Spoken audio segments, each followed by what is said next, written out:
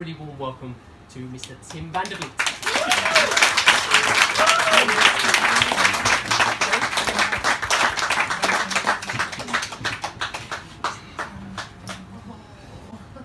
So,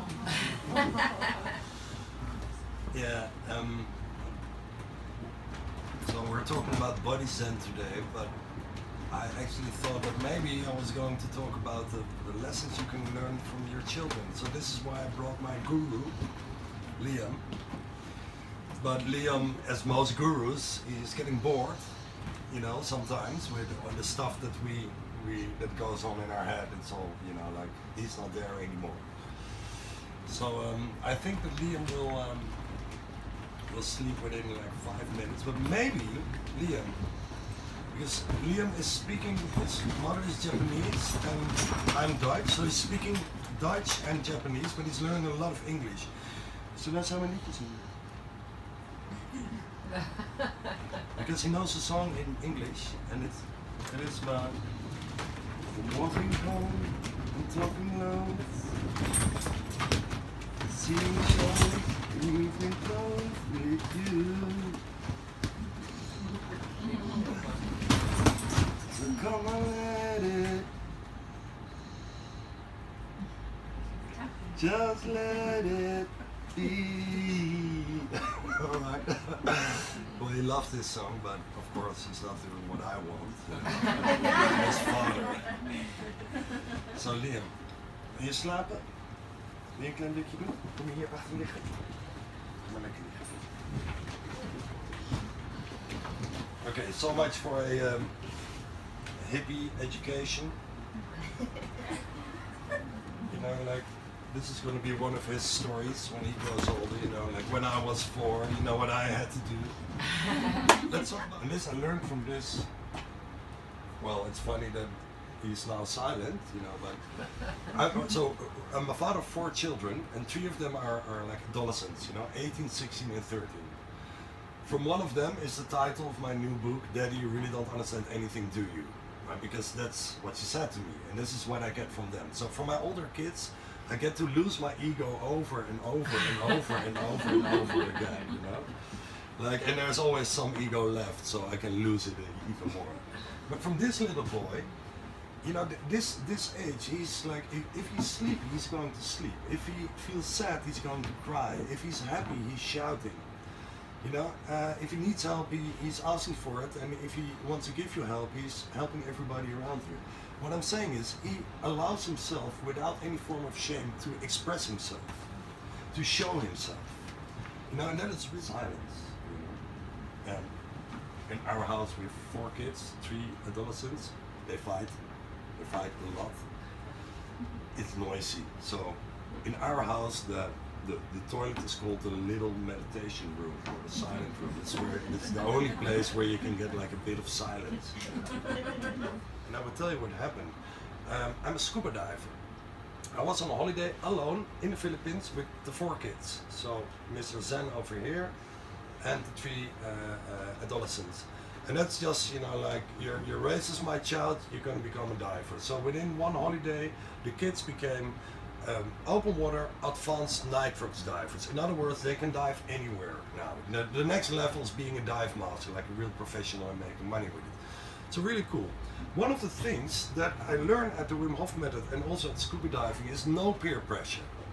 Now, if you're gonna tell me like, come on Tim, you're not gonna scuba dive today, what is this, pussy? I'll be like, no, I'm not, sorry, you know, call me pussy, whatever.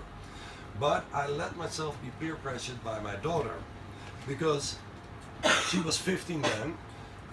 If you're alone with children on a holiday, everybody, all the Philippine families want to invite you over to their house, you know, because that's you're like slightly crazy maybe, but they love you for it. So, and the Philippines have a way of drinking rum.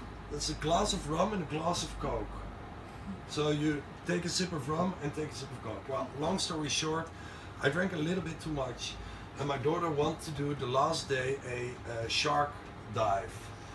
A shark dive is waking up at 4 o'clock, lying in the water at around 5:30. You go to a plateau of 80 meters, and then from there you go to 32 meters, and there at 32 meters you're going to just wait and look at the sharks. You know, and I do this with kids.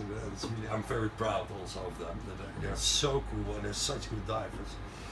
What happened? So I had a bit of a hangover, not enough sleep, and due to circumstances, we had to kick against the current to that 80-meter plateau. And when we arrived there, I already noticed. No, actually, I didn't notice, but I was already hyperventilating. Like, but my ego was too big to break that scuba dive, you know. Yeah. And so I went to 32 meters, and there, what happened there was I was feeling dizzy, but like, and I noticed like, hey, I'm feeling dizzy. I noticed this from the breathing method, the Wim Hof method. I'm feeling dizzy, you know. And then I was like, holy, sorry, you know, I shouldn't swear in public, but holy shit, you know, this is about death. I can, right? Holy shit, I'm breathing like, you know. I noticed what my body was doing, that my whole body was saying, you are in a complete panic modus. And this was when it struck me that I started to fantasize that I spit out my regulator and I would breathe in water at 32 meters with my 15-year-old daughter next to me, my 13-year-old daughter hanging there at 21 meters. Okay, not funny. And what I learned from going into an ice bath is you get your breath here and you just put it low, you breathe out. And this is what I did. I breathe out, hold it, and then breathe in as slow as possible. And the dizziness disappeared, and I became calm. And in the meantime, I had sucked up all my air, so I was, you know, like 50 bar already at 32 meters. Still dangerous, you know. And my daughter was looking at me like, what is wrong with you? Okay, so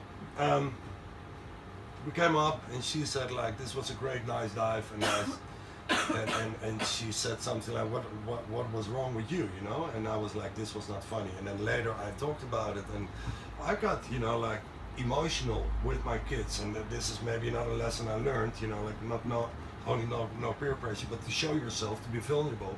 I said like, guys, this was like, I made a mistake. I made 400 scuba dives in my life, and I've never been at this place, and I never will be again. And this was really, really scary, but you know, like, it's okay, you know, it's all good. It ended good.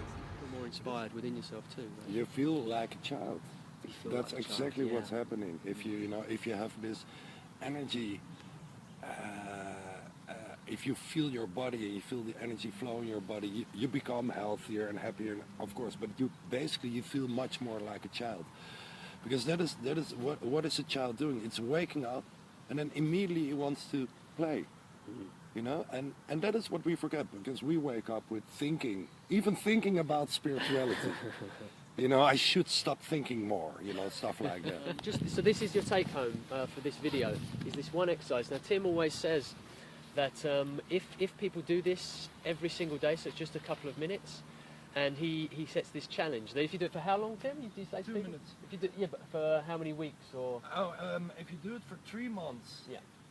3 months, 2 minutes a day, and you have one resting day, so 6 days a week, and you don't become thinner, you don't change anything else, I buy you dinner. And even, you know, like, it hurts to say, but even if you want to, I take you to McDonald's, okay? Oh my goodness. Now, the exercise to get this energy into your body is very simple. You just twist, and you look backwards as much as possible, okay? So look at me.